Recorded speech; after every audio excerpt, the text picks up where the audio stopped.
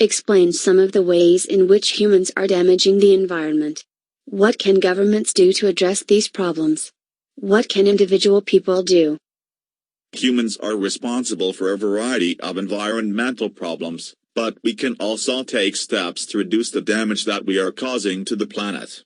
This essay will discuss environmental problems and the measures that governments and individuals can take to address these problems.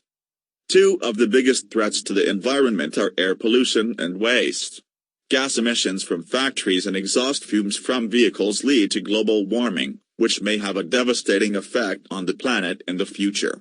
As the human population increases, we are also producing ever greater quantities of waste, which contaminates the earth and pollutes rivers and oceans. Governments could certainly make more effort to reduce air pollution. They could introduce laws to limit emissions from factories or to force companies to use renewable energy from solar, wind or water power. They could also impose green taxes on drivers and airline companies. In this way, people would be encouraged to use public transport and to take fewer flights abroad, therefore reducing emissions. Individuals should also take responsibility for the impact they have on the environment.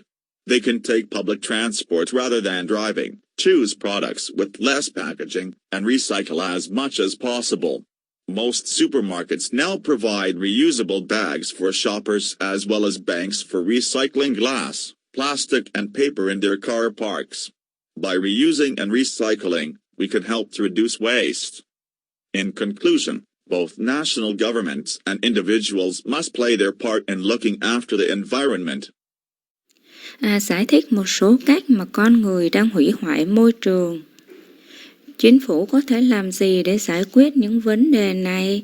Những người cá nhân có thể làm gì? Con người chịu trách nhiệm cho một loạt các vấn đề môi trường, nhưng chúng ta cũng có thể thực hiện các bước để giảm thiệt hại mà chúng ta đang gây ra cho hành tinh. Bài tiểu luận này sẽ thảo luận về các vấn đề môi trường và các biện pháp mà chính phủ và cá nhân có thể thực hiện để giải quyết các vấn đề này. Hai trong số các mối đe dọa lớn nhất đối với môi trường là ô nhiễm không khí và chất thải. Khí thải từ các nhà máy và khói thải từ các phương tiện dẫn đến sự nóng lên toàn cầu. Có thể có tác động tàn phá đối với hành tinh trong tương lai. Khi dân số loài người tăng lên, chúng ta cũng đang tạo ra lượng chất thải lớn hơn bao giờ hết, làm ô nhiễm trái đất và gây ô nhiễm các dòng sông và đại dương. Chính phủ chắc chắn có thể nỗ lực nhiều hơn để giảm ô nhiễm không khí. Họ có thể đưa ra luật để hạn chế khí thải từ các nhà máy, hoặc buộc các công ty sử dụng năng lượng tái tạo từ năng lượng mặt trời, gió hoặc nước. Họ cũng có thể áp dụng thuế xanh đối với tài xế và công ty hàng không. Theo cách này, mọi người sẽ được khuyến khích sử dụng phương tiện giao thông công cộng và thực hiện ít chuyến bay ra nước ngoài hơn, do đó làm giảm lượng khí thải. Các cá nhân cũng chịu trách nhiệm về tác động của họ đối với môi trường. Họ có thể đi phương tiện giao thông công cộng thay vì lái xe, chọn các sản phẩm có ít bao bì và tái chế càng nhiều càng tốt. Hầu hết các siêu thị hiện cung cấp túi tái sử dụng cho người mua hàng, cũng như ngân hàng để tái chế thủy tinh, nhựa và giấy trong bãi đậu xe của họ. Bằng cách tái sử dụng và tái chế, chúng ta có thể giúp giảm chất thải. Tóm lại, cả chính phủ và cá nhân quốc gia đều phải đóng vai trò chăm sóc môi trường. In the developed world, average life expectancy is increasing. What problems will this cause for individuals and society? Suggest some measures that could be taken to reduce the impact of aging populations. It is true that people in industrialized nations can expect to live longer than ever before. Although there will undoubtedly be some negative consequences of this trend, societies can take steps to mitigate these potential problems. As people live longer and the populations of developed countries grow older, several related problems can be anticipated. The main issue is that there will obviously be more people of retirement age who will be eligible to receive a pension. The proportion of younger, working adults will be smaller, and governments will therefore receive less money in taxes in relation to the size of the population. In other words, an aging population will mean a greater tax burden for working adults. Further pressures will include a rise in the demand for healthcare, and the fact young adults will increasingly have to look after their elderly relatives. There are several actions that governments could take to solve the problems described above. Firstly, a simple solution would be to increase the retirement age for working adults, perhaps from 65 to 70. Nowadays, people of this age tend to be healthy enough to continue a productive working life. A second measure would be for governments to encourage immigration in order to increase the number of working adults who pay taxes. Finally, money from national budgets will need to be taken from other areas and spent on vital healthcare, accommodation and transport facilities for the rising numbers of older citizens. In conclusion, various measures can be taken to tackle the problems that are certain to arise as the populations of countries grow older. Trong thế giới phát triển, tuổi thọ trung bình ngày càng tăng. Điều này sẽ gây ra những vấn đề gì cho cá nhân và xã hội? Đề xuất một số biện pháp có thể được thực hiện để giảm tác động của dân số già. Đúng là người dân ở các quốc gia công nghiệp có thể mong đợi sống lâu hơn bao giờ hết, mặc dù chắc chắn sẽ có một số hậu quả tiêu cực của xu hướng này. Xã hội có thể thực hiện các bước để giảm thiểu những vấn đề tiềm ẩn này. Khi mọi người sống lâu hơn và dân số của các nước phát triển ngày càng già đi, một số vấn đề liên quan có thể được dự đoán. Vấn đề chính là rõ ràng sẽ có nhiều người trong độ tuổi nghỉ hưu sẽ đủ điều kiện nhận lương hưu. Tỷ lệ người trẻ tuổi đang đi làm sẽ nhỏ hơn và do đó chính phủ sẽ nhận được ít tiền thuế hơn so với quy mô dân số. Nói cách khác, dân số già sẽ có nghĩa là gánh nặng thuế lớn hơn đối với những người trưởng thành đang làm việc. Áp lực hơn nữa sẽ bao gồm sự gia tăng nhu cầu chăm sóc sức khỏe và thực tế là những người trẻ tuổi sẽ ngày càng phải chăm sóc người thân cao tuổi của họ. Có một số hành động mà chính phủ có thể thực hiện để giải quyết các vấn đề được mô tả ở trên. Thứ nhất, một giải pháp đơn giản là tăng tuổi nghỉ hưu cho người trưởng thành đi làm, có lẽ từ 65 đến 70. Ngày nay, những người ở độ tuổi này có xu hướng đủ sức khỏe để tiếp tục cuộc sống làm việc hiệu quả. Một biện pháp thứ hai sẽ là các chính phủ khuyến khích nhập cư để tăng số lượng người lớn đang làm việc phải trả thuế. Cuối cùng, tiền từ ngân sách quốc gia sẽ cần phải được lấy từ các khu vực khác và chi cho các cơ sở chăm sóc sức khỏe, nhà ở và giao thông quan trọng cho số lượng người già tăng lên.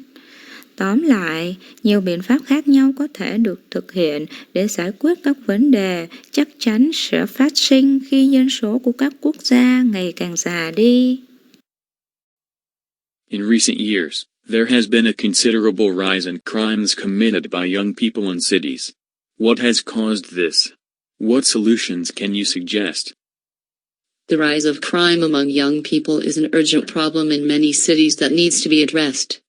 However, in order to find a solution, it is first of all necessary to understand what has led to this happening. In this essay, I first of all examine the reasons for the rise in youth crime. Then I suggest how this problem may be resolved. Perhaps the principal cause of this rise in youth crime is the increased use of drugs and alcohol among young people.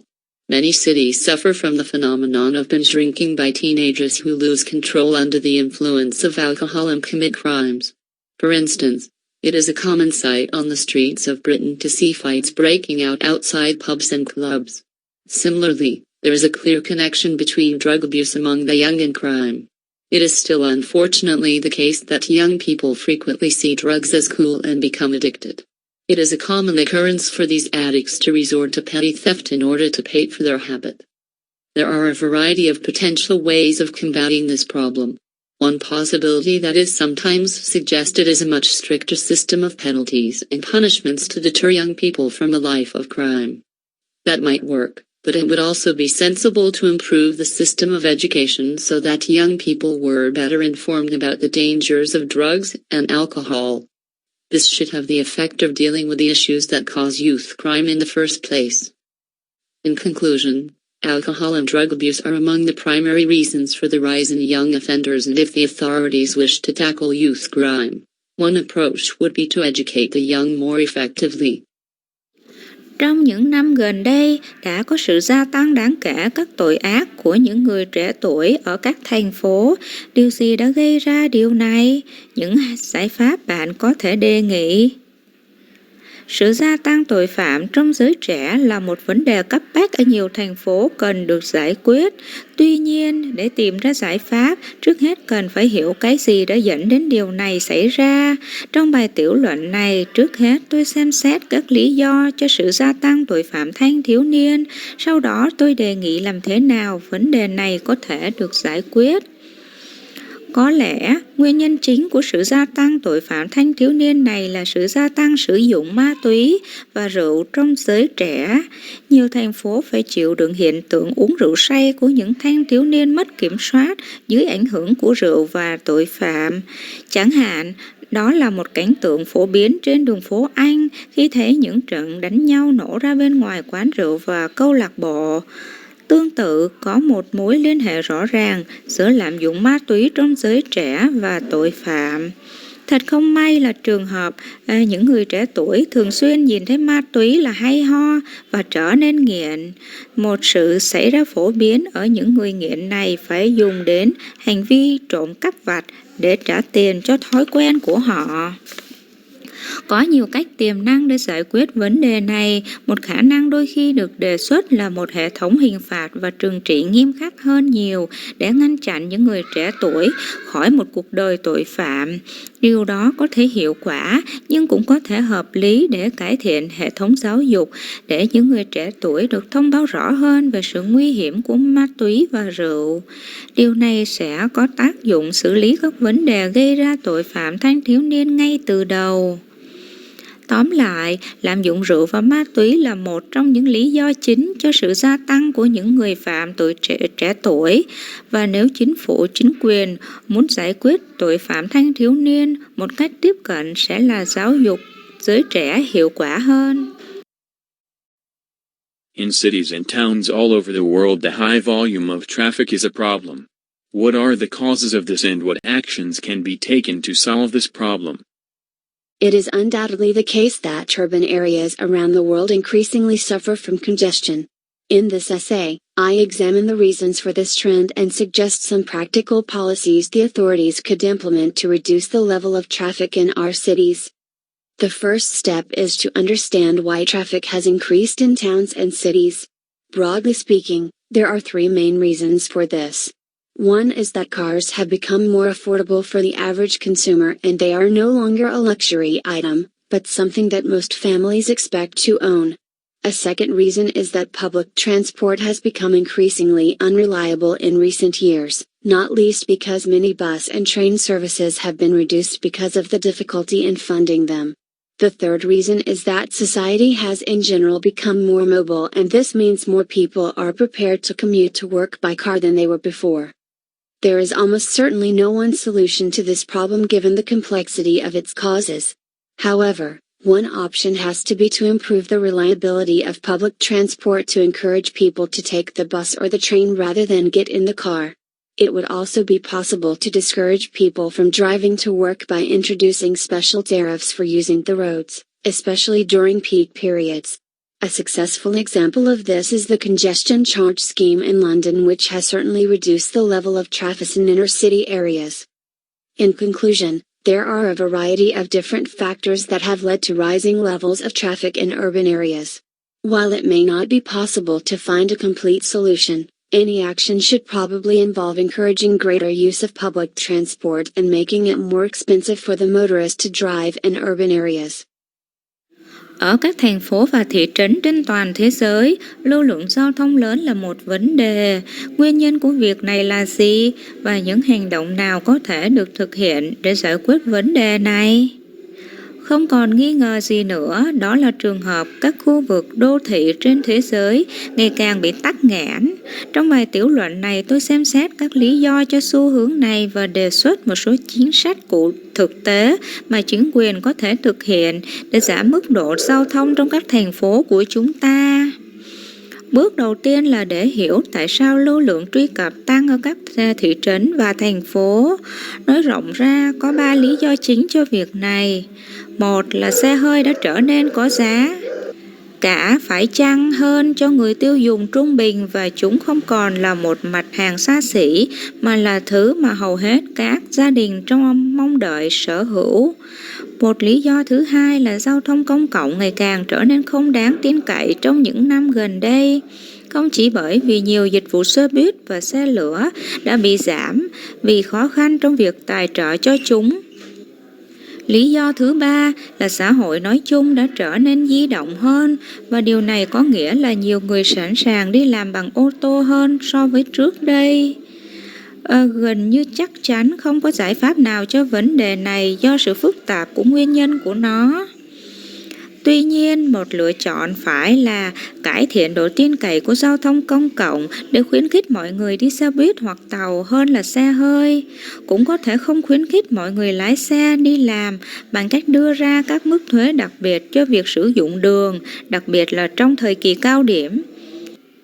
Một ví dụ thành công về điều này là chương trình thu phí ùn tắc ở London. Điều này chắc chắn đã làm giảm mức độ lưu thông trong khu vực nội thành.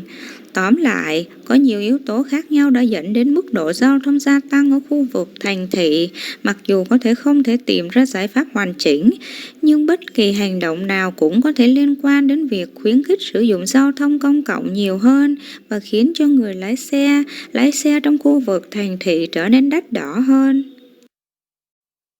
One of the most pressing problems facing the world today is overpopulation. What policies do you believe governments should adopt to address the causes and effects of this problem? There is no doubt that the massive increase in the world's population in the last 100 years has created a crisis. In order to find a solution to this crisis, politicians need to deal with not only the immediate problems, but also the long-term causes if they want to rescue humanity. Finding the right policies is not an easy task as it is a complex problem. The first step is to recognize what the consequences of overpopulation are. Only by doing this can we find an appropriate solution. Perhaps its most important effect is the increased rate at which we are consuming the Earth's resources such as oil. To combat this, governments need to do more research on alternative and renewable energy supplies so that we do not use up all the oil reserves. Another negative effect of overpopulation is how some countries suffer from a lack of basic necessities such as food. Here, an answer could be greater international cooperation so that countries with a food surplus donate what they do not need to the less fortunate countries. It is not quite so easy to decide how governments should deal with the causes of overpopulation. The Chinese have adopted legislation that requires parents to pay a special tax if they have more than one child. I doubt, however, whether this solution is realistic in other countries. Another option would be to improve levels of sex education by explaining the difficulties caused by having too many children. Promoting contraception, though, may be problematic in many regions on cultural and religious grounds. In conclusion, while it may be possible to find ways to address some of the consequences of overpopulation by international cooperation, it is harder to find policies to deal with its causes. It might be that the only way forward is for different countries to adopt policies that work within their particular culture.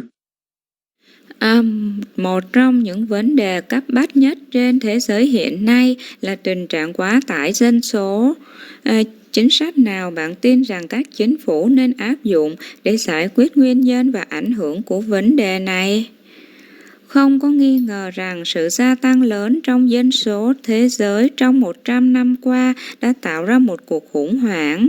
Để tìm ra giải pháp cho cuộc khủng hoảng này, các chính trị gia cần phải đối phó với không chỉ những vấn đề trước mắt mà cả những nguyên nhân lâu dài nếu họ muốn giải cứu nhân loại. Tìm kiếm các chính sách phù hợp không phải là một nhiệm vụ dễ dàng vì nó là một vấn đề phức tạp. Bước đầu tiên là nhận ra hậu quả của tình trạng quá đông dân là gì. Chỉ bằng cách làm điều này, chúng ta có thể tìm thấy một giải pháp thích hợp. Có lẽ tác dụng quan trọng nhất của nó là tốc độ gia tăng mà chúng ta đang tiêu thụ tài nguyên của trái đất như dầu mỏ. Để chống lại điều này, các chính phủ cần nghiên cứu thêm về các nguồn cung cấp năng lượng thay thế và tái tạo để chúng ta không sử dụng hết trữ lượng dầu. Một tác động tiêu cực khác của dân số quá mức là làm thế nào một số quốc gia bị thiếu các nhu yếu phẩm cơ bản như thực phẩm. Ở đây, một câu trả lời có thể là sự hợp tác quốc tế lớn hơn để các quốc gia có thặng dư lương thực quyên góp những gì họ không cần cho các quốc gia kém may mắn hơn. Nó không hoàn toàn dễ dàng để quyết định các chính phủ nên đối phó như thế nào với các nguyên nhân của dân số quá mức. Người Trung Quốc đã áp dụng luật pháp yêu cầu cha mẹ phải trả một khoản thuế đặc biệt nếu họ có nhiều hơn một con. Tôi nghi ngờ, tuy nhiên, liệu giải pháp này là thực tế ở các nước khác hay không? Một lựa chọn khác là cải thiện mức độ giáo dục giới tính bằng cách giải thích những khó khăn do có quá nhiều trẻ em, khuyến khích việc tránh thai, mặc dù có thể là vấn đề ở nhiều khu vực trên cơ sở văn hóa và tôn giáo. Tóm lại, trong khi có thể tìm ra cách giải quyết một số hậu quả của tình trạng quá tải dân số bằng cách hợp tác quốc tế, thì việc tìm ra các chính sách để giải quyết các nguyên nhân của nó là khó khăn hơn. Có thể là cách duy nhất đưa ra là các quốc gia khác nhau áp dụng các chính sách có tác dụng trong nền văn hóa cụ thể của họ. Many historic buildings are being destroyed or replaced. What are the reasons for this? What should be done to preserve these buildings? We live in an age of progress, and one result of that is that the urban landscape of many cities is changing. An unfortunate consequence of this is that some historic buildings are being lost for future generations. Something needs to be done to preserve these buildings, and, to ensure that, we first need to understand why they are being destroyed. There are a variety of reasons why these buildings are being replaced, and this mainly depends on their original purpose. Many of these historic buildings were residential, and typically the problem is that they no longer have the appropriate facilities for modern-day living. For example, they might have been built in an era when central heating was not a priority, or even when bathrooms and toilets were outside. Unfortunately, it is often cheaper to pull these buildings down rather than renovate them. Other historic buildings that are now under threat originally had a civic function and were built in city centers. Examples of these buildings are theaters and cinemas. As often as not, these buildings are being replaced through economic necessity as they are no longer financially viable. They are being replaced by supermarkets or modern cinema complexes that cater for the demands of the 21st century. There is probably no one solution to ensure that these buildings are preserved. One possible step, though, would be for the civic planning authorities to list certain buildings that they consider historic and prevent any alterations being made to them. Another possibility would be to ensure that at least the facades of these buildings were preserved for posterity. Clearly, this is a complex problem, and we have seen that there are a number of social and financial factors that have led to the destruction of historic buildings. If we are to preserve them, we will need legislation to prevent or limit the activities of developers. Nhiều tòa nhà lịch sử đang bị phá hủy hoặc thay thế. Những lý do cho việc này là gì? Nên làm gì để bảo tồn những tòa nhà này? Chúng ta đang sống trong một thời đại tiến bộ, và một kết quả của điều đó là cảnh quan đô thị của nhiều thành phố đang thay đổi. Một hậu quả đáng tiếc của việc này là một số tòa nhà lịch sử đang bị mất cho các thế hệ tương lai.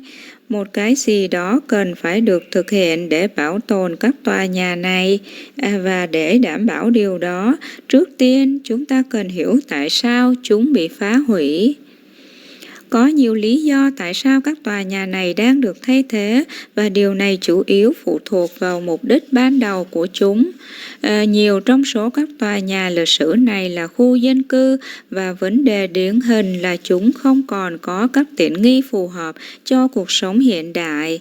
Ví dụ, chúng có thể đã được xây trong thời đại khi hệ thống sưởi trung tâm không phải là ưu tiên hàng đầu, hoặc ngay cả khi phòng tắm và nhà vệ sinh ở bên ngoài.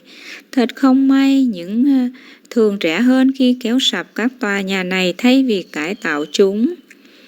Các tòa nhà lịch sử khác hiện đang bị đe dọa ban đầu có chức năng công dân và được xây dựng ở trung tâm thành phố. Ví dụ về các tòa nhà này là nhà hát và rạp chiếu phim.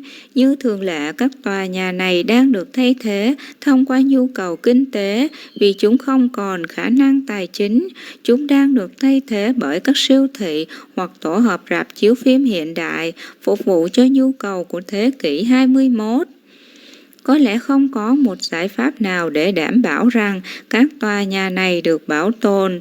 Mặc dù vậy, một bước khả thi sẽ là các cơ quan kế hoạch dân sự liệt kê một số building nhất định mà họ cho là lịch sử và ngăn chặn mọi thay đổi được thực hiện đối với chúng. Một khả năng khác là đảm bảo rằng ít nhất mặt tiền của những tòa nhà này được bảo tồn cho hậu thế. Rõ ràng đây là một vấn đề phức tạp và chúng ta đã thấy rằng có một số yếu tố xã hội và tài chính đã dẫn đến sự phá hủy các tòa nhà lịch sử. Nếu chúng ta muốn bảo tồn chúng ta sẽ cần luật pháp để ngăn chặn hoặc hạn chế các hoạt động của các nhà phát triển.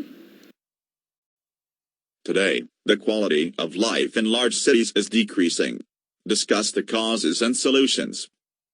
The global phenomenon of urbanization from the beginning of industrialization to the present day has brought opportunity and prosperity, albeit at a cost in the quality of life. With an increasing city population, the complexity of the challenges also increases. The causes and solutions for this are outlined below.